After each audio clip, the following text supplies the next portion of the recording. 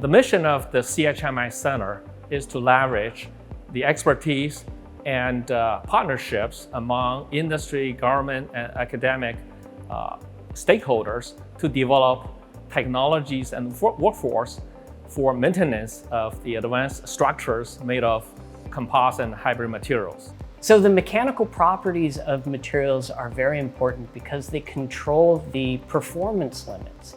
And what we're going to be doing in this center is developing the data that manufacturers need to optimize their products so that they can put out the next generation of things that we're going to be purchasing, whether that is the next generation of aircraft or the next smartwatch that you want to wear.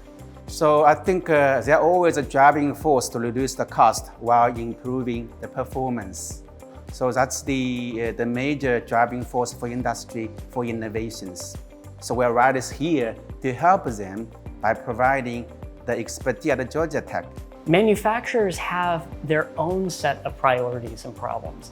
And what this center does is it allows us to put them in the driver's seat so that we focus our attention on problems that are really the most relevant to the products that they're putting out today.